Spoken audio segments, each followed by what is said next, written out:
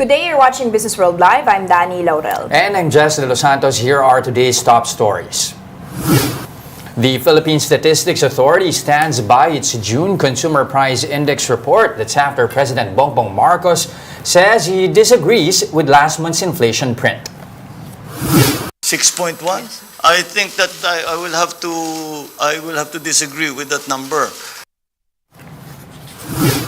As pump prices remain elevated, President Marcos Jr. plans to expand the government's fuel subsidy program to cover tricycle drivers.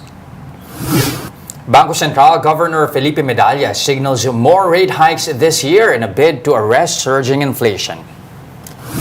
And the ASEAN Plus 3 Macroeconomic Research Office upgrades its 2022 growth forecast for the Philippines to 6.9%. We begin our broadcast with the Philippine Statistics Authority defending its inflation report for June, where the consumer price index soared to its highest level in more than 3 years. That's after no less than President Bongbong Marcos said he disagrees with last month's inflation print of 6.1%. Shaila Francisco with the report. President Bongbong Marcos appears unconvinced that inflation sizzled to its quickest pace in nearly 4 years in June. 6.1? I think that I will have to disagree with that number. We are not that high. Data from the Philippine Statistics Authority or PSA showed that inflation soared to 6.1% last month, its highest level since the 6.9% print recorded in October 2018. Despite the president's pronouncement, the agency says it stands by its report. The PSA says data collectors gather and validate figures weekly, but the agency admits that last month's inflation print was not usual. Ngayong buwan, medyo hindi ito common na lahat ng mga regions ay may pagtaas compared sa previous month. So dati may nakikita tayo na may mga regions na tumataas, may mga regions din na bumababa. So parang nakikita namin sa datos ngayon na mas maraming commodity items ang nagpakita ng pagtaas ng presyo at malawak yung coverage. In fact, covering all regions na. So these are indication na ito ay malaki yung probability to speak the language of statistician na tataas. The faster inflation in June was driven primarily by runaway food and transportation costs.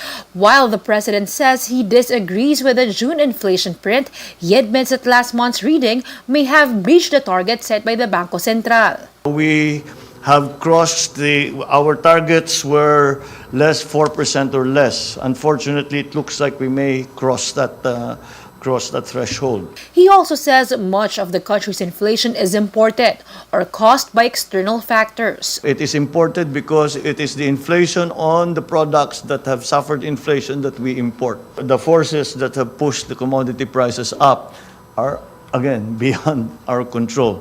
The high inflation rate is also shrinking the peso's value. The PSA reported that a 1 peso in 2018 is now just worth 87 centavos. Taking into account the current inflation environment, economist and Albay Representative Joey Salceda says he has already submitted to incoming Speaker Martin Romualdez a proposal for the Bayan Bangon Muli package that integrates special powers to curtail price increases. Shaila Francisco, we are One News. President Marcos Jr. says his administration will focus on dealing with the country's economy. Speaking at a press conference after presiding over the first cabinet meeting, the president said his administration would boost local food production rather than rely on importation to address the impending food crisis. Although he admitted that the Philippines would still import pork due to tight local supply, with the hog industry still recovering from the African swine fever outbreak. Importation has been used as a price stabilization measure. I don't think that is the primary reason for the importation that we'll do now. I think we will do it in the Department of Agriculture to boost production of rice and corn in the coming 2 quarters hanggang Pasko until after Christmas. The chief executive added that they are planning to expand the fuel subsidy program to include tricycle drivers. He maintained that the government has enough to fund the project for most of this year. And, we are going to try not only to continue the fuel subsidies for the transport sector, but to expand it to include the tricycles, which up to now have not been included. All right, so much to digest from the President's pronouncements on Tuesday, particularly on the inflation print. To give us his insights, we have na show economics professor Emmanuel Leyco, President of the Pamantasan ng Lungsod ng Maynila. Prof. Leyco, good morning. I think, sir, you are on mute. Good morning. All right, good. Okay, again, the President himself doubting that 6.1% inflation print as reported by the PSA. Is there reason to second guess these numbers, to believe that price pressures are actually not that high? I think it's quite staggering, no? From just 5.4 and then going up to 6.1% in a matter of month. That will also surprise, startle, and even put people in disbelief. How can this happen? But if we have been following the movements of our goods and services and the price trends and the causes that or causing factors that's causing the increase in prices, I think we can believe 6.1% and probably even higher.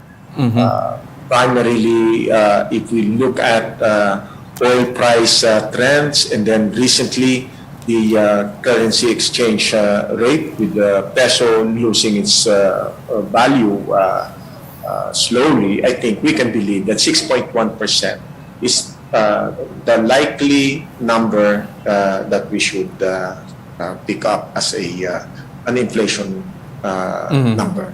As it is, Prof. Leyco, 6.1%, that's already high. For how long do you see at least inflation remaining stubborn? Is this the peak, or should we expect inflation to sizzle further? The trend it's taking in terms of pricing, it's continuing. It's continuing to go higher. And then with the recent movement in the currency market, with the peso going from 51, 52, and now at almost 56. That is disturbing, and I think that will continue to fuel inflation. That will continue to push inflation even higher.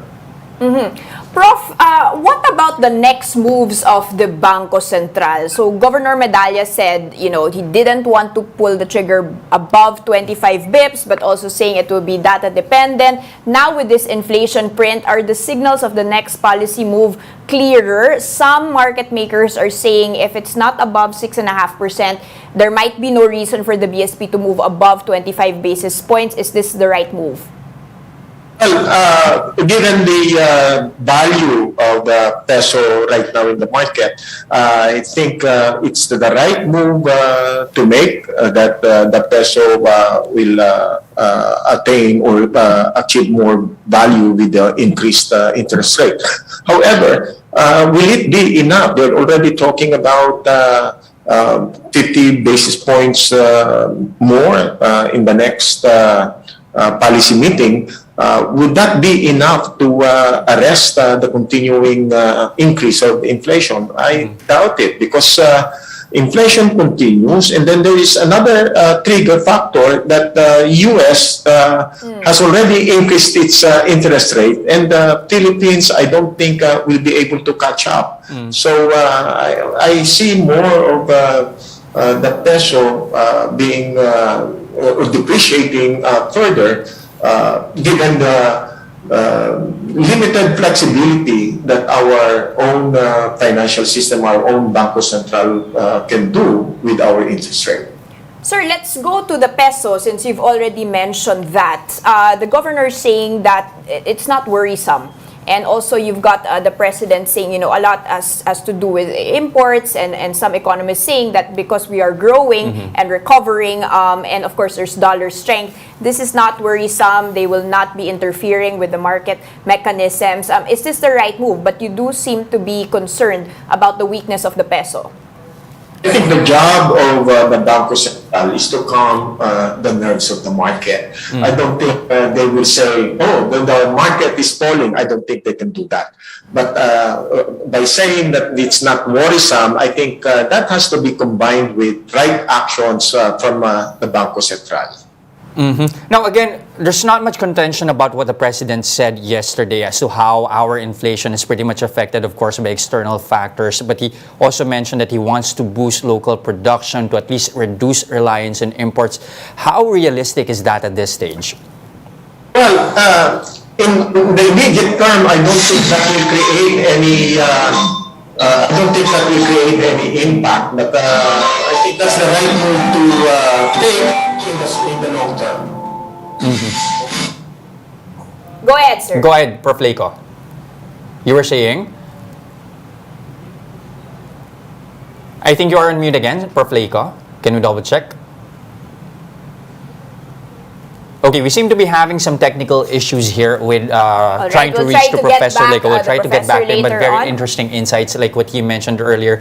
He does not expect, even though we are to boost our local production, he does not expect that to at least create any immediate effect when it comes to at least controlling inflation levels here. And also flagging the fact that even if the peso weakness is not worrisome, according to the BSP Gov, there might be more policy moves that need to calm the market down because we do see our peso at the weakest level in around 16 years. So let's see just whether we can get Professor we seem later. to have Professor Leyco back here All right. with us. Prof. Leyco, can we first check with you? Can you hear us clearly now, sir?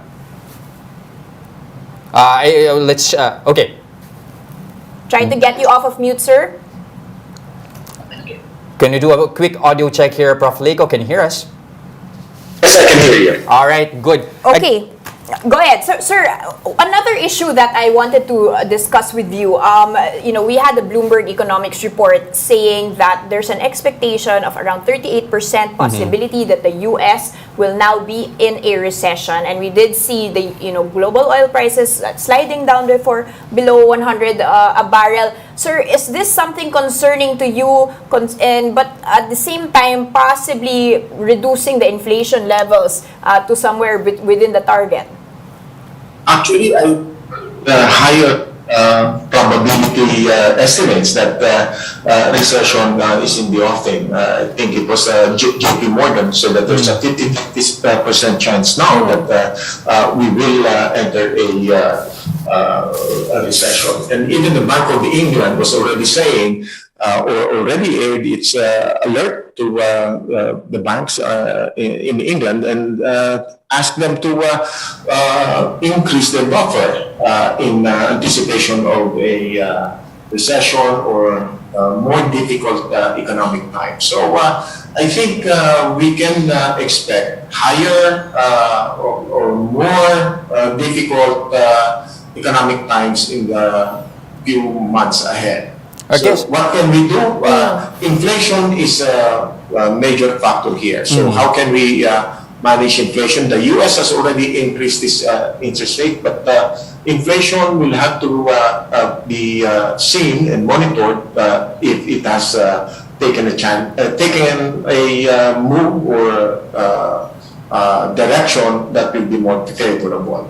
For the Philippines, I think while we are probably limited to a spectator role in the world global market movements, I think we can do some in terms of protecting, defending our consumption sector, the consumer sector of our economy.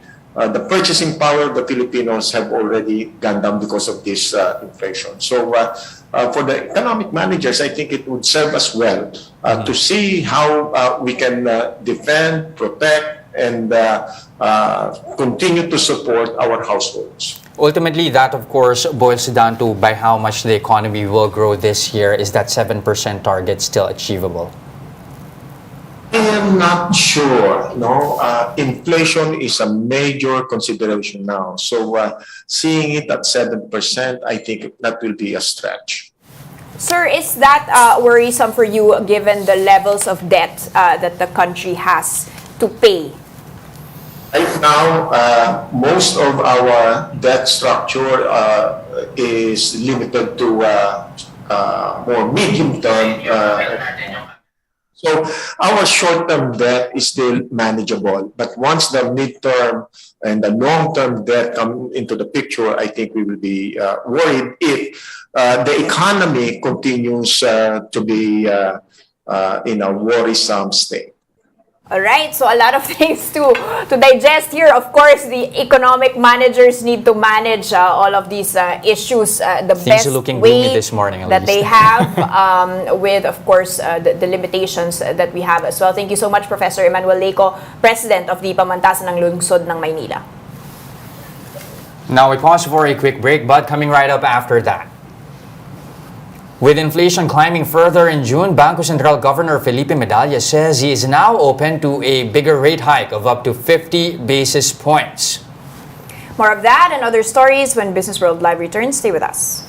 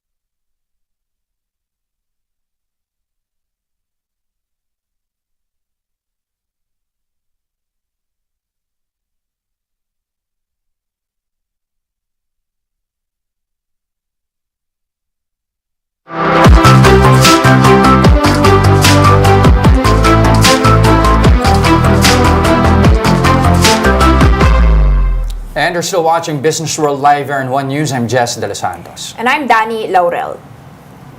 Now, the central bank says it may increase policy rates by at least 100 basis points this year. That's in a bid to curb rising inflation.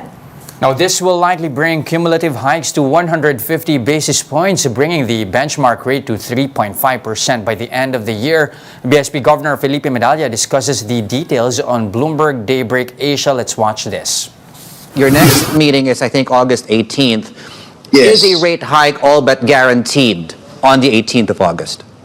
Yes, all but guaranteed. Of course, that right now, I cannot predict how every board member will vote, but it's at least 25 and maybe 50. I don't think anybody wants 75.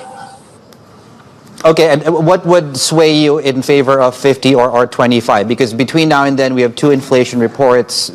What else do we have? So what are you looking at there to make that distinction?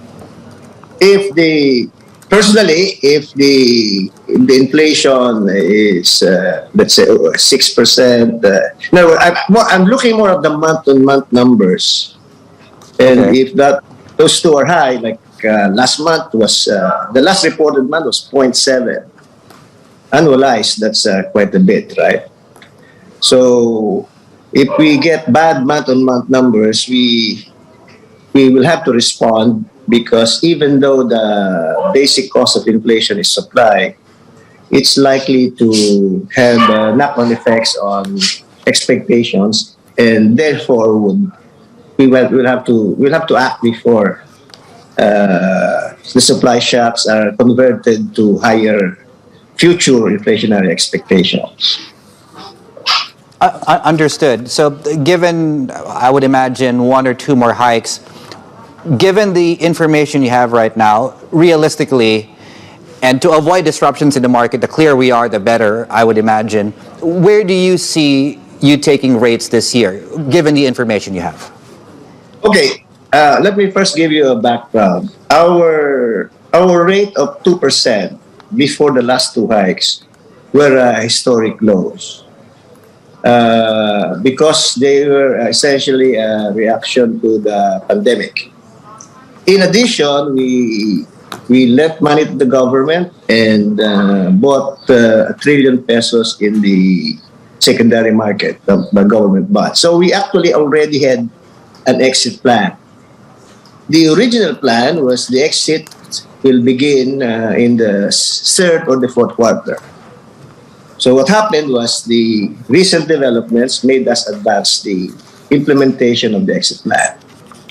So at the very least, we should be moving to an inflation, a policy rate that is higher than the midpoint of our target, which is 3% at the very least.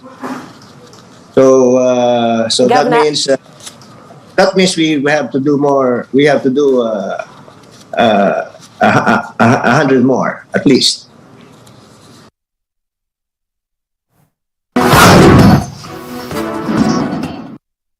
And here are the other headlines we're keeping our eyes on. The ASEAN Plus 3 Macroeconomic Research Office, or AMRO, has raised its growth projection for the Philippines this 2022.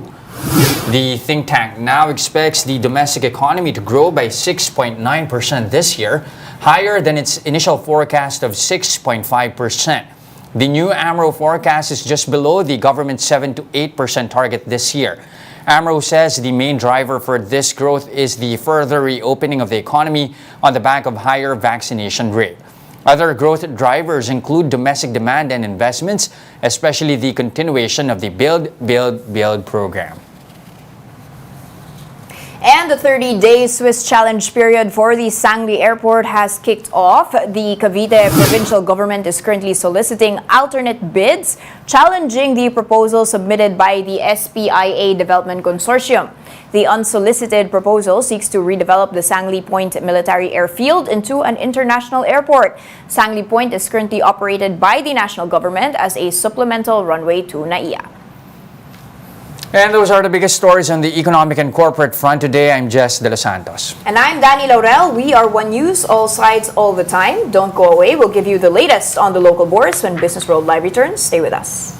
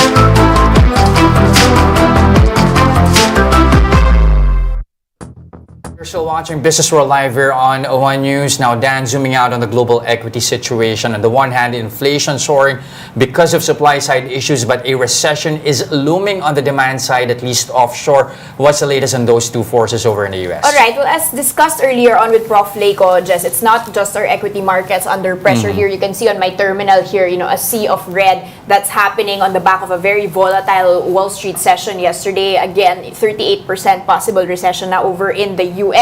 One good thing, if you can call it that, is that the oil prices seem to be paring down. You can see that on the end of my chart here. It was actually below 100 a barrel na yesterday. And copper, 19-month low. So commodities are getting cheaper, but again, that's on the back of softening demand because of the recession imminent. And let's take a look at our index. Now, this going against the grain. We were the best performer in Asia, even as the rest of Asia slid. And now we are up by 3.3%. So if we had gotten in 3 days ago, Jess, you would have gotten above 3% already of gains, trading at 6,300 this morning. I guess what I want to look at this time are food players. It's getting harder these days to actually order chicken meals. I know. And that is true story now, Jess. So this, according to Bloomberg, there is a chicken shortage in certain McDonald's outlets, but they did mention that there's no shortage of poultry supply, but they have to uphold certain standards for its products. Another thing that we already know, of course, according to the United Broilers Raisers Association, is, of course, that there is a compounding cost issue because feed has become more expensive. So just taking a quick peek at AGI, however, some gains actually, 10.6%, but let's take a look at Jollibee with everyone's favorite Chicken Joy, at least still enjoying gains together with the rest of the local boards. Again, those supply issues feeling closer to home by the day. And that's it for today, July 6, 2022. Join us again tomorrow at exactly 9:30 a.m. You can also catch us on Signal Play. Register for a free account now at www.signalplay.com and stream One News live anytime, anywhere. I'm Jess Delos Santos. And I'm Danie, Laurel. Mask on, wash hands, stay safe, Philippines. We are One News, all sides, all the time.